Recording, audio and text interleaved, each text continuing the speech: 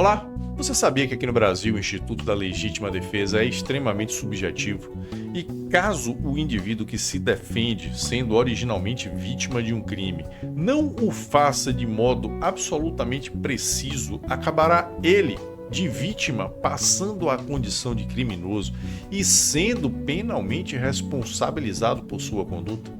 Pois é, infelizmente isso é uma realidade fruto da intrincada legislação penal que temos aqui no Brasil, que trouxe para o Instituto da Legítima Defesa diversas peculiaridades que precisarão sempre ser observadas para assegurar que o indivíduo efetivamente está se defendendo e não cometendo um crime. Se você se interessa por esse assunto e quer saber tudo sobre a legítima defesa, eu tenho uma boa notícia para você. Está aberta uma nova turma aqui no CEPEDES do Legítima Defesa em Curso. O nosso carro-chefe com um conteúdo que esmiuça todos os elementos em torno da legítima defesa, deixando capacitado não só a exercê-la, como a analisar qualquer caso em que se discuta se tratar de fato de um caso de legítima defesa ou de mero crime.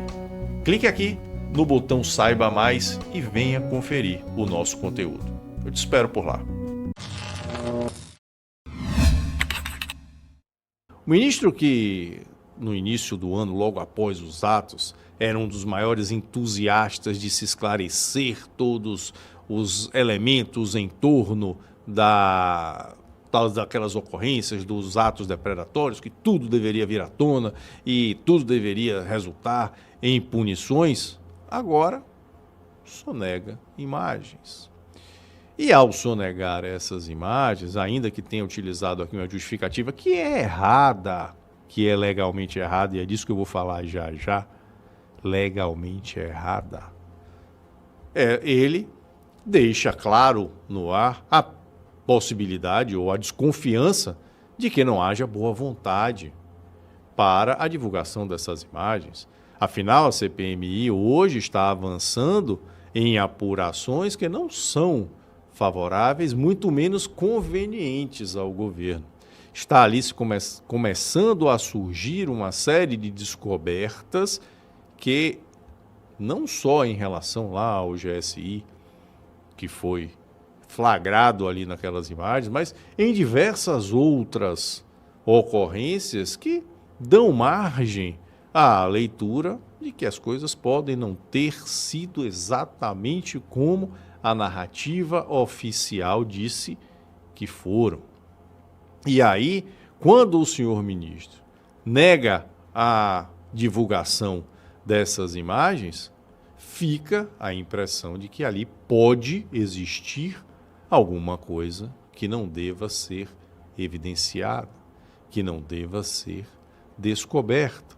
E a Vanessa dizia que eles não têm mais pudor em fazer isso.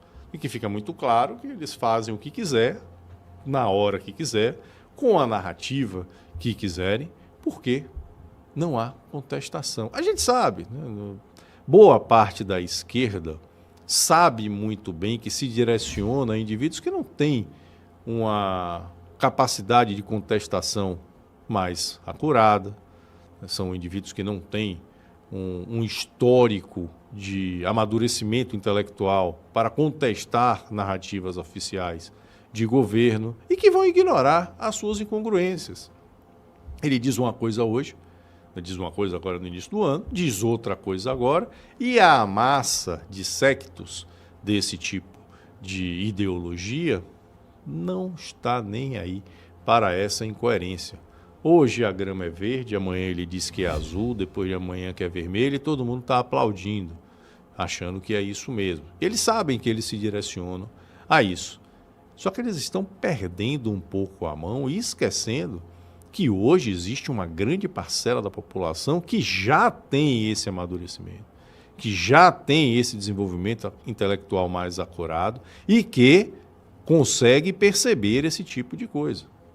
E aqui, quando o ministro diz que ele não pode divulgar as imagens porque não se pode compartilhar provas de inquérito, ele parece estar esquecendo um detalhe, que é a lei 1579 de 1952, que é expressa ao dizer que as comissões parlamentares de inquérito atuam com poderes próprios das autoridades judiciais. Portanto, uma CPI, de acordo com a lei que rege o funcionamento das comissões parlamentares de inquérito, ela atua como autoridade judicial. Ela não é autoridade policial submetida à possibilidade de que um outro delegado de mesma hierarquia, portanto, compartilhe provas. Não, ela pode conduzir uma investigação direta, porque atua como se a autoridade judicial fosse. Inclusive, quando nós tivemos a CPI da Covid, nós vimos que os trabalhos caminharam em paralelo em relação às denúncias que foram apresentadas contra os membros do governo pela Procuradoria-Geral da República, inclusive, e por diversas representações, inclusive no âmbito do próprio Supremo Tribunal Federal e na CPI. As coisas ali caminharam em paralelo e ninguém questionou isso. Por que não questionou? Porque os poderes da CPI são poderes típicos das autoridades judiciais quando estão conduzindo investigações. É assim que funciona, é isso que diz a lei. Lei 1579 diz exatamente isso. Logo no seu início, o primeiro artigo diz isso. Portanto, não se trata de compartilhamento de prova dentro de um inquérito. Se trata de ter acesso a material probatório para conduzir uma investigação que não está subordinada a outra investigação. Mas isso, o senhor ministro da Justiça, convenientemente parece esquecer.